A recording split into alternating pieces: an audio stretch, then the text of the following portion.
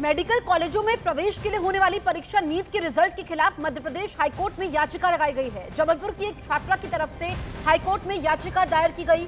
इस याचिका पर सोमवार को मध्य प्रदेश हाईकोर्ट में सुनवाई हो सकती है। याचिका दाखिल करने वाली छात्रा ने नीट परीक्षा में भ्रष्टाचार और भाई भतीजावाद के आरोप लगाए हैं। साथ ही याचिका में एक कोचिंग सेंटर के 8 छात्रों के नाम और रोल नंबर एक जैसे होने का भी हवाला दिया गया है।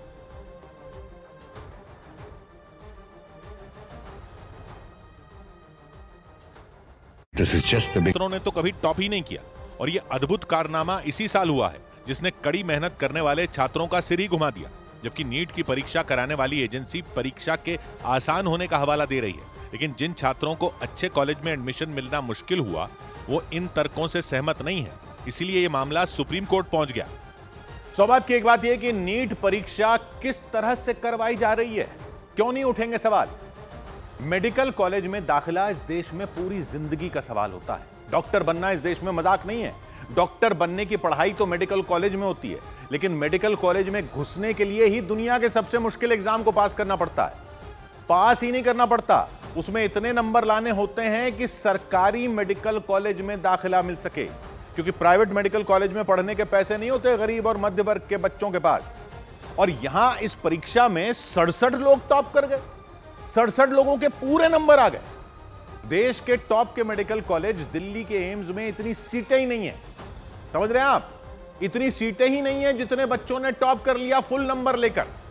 तो ये कैसा एग्जाम करवा रहे हैं? किसको देंगे एम्स में एडमिशन और किसको मना करेंगे? बोलेंगे कि दूसरे कॉलेज में जाओ। किस तरह का मजाक है ये? और इन 67 छात्रों में कई तो एक ही सेंटर के निकले, एक ही सेंटर के कई छात्र टॉप कर रहे हैं। 24 लाख छात्र एग्जाम दे रहे हैं और कई छात्र एक ही सेंटर से टॉप कर रहे हैं। तो सवाल क्यों नहीं उठेंगे? इतना इत्तेफाक होगा तो बाकी लोगों को शक तो होगा ही।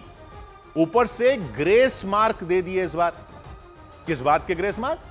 तो कह रहे हैं कि कुछ जगहों पर बच्चों को पेपर लेट मिले थे, इसलिए उनको टाइम कम मिला, तो उन सेंटरों के सारे बच्चों को नंबर दे दिए उस हिसाब से कि कितने मिनट देर से पेपर मिले।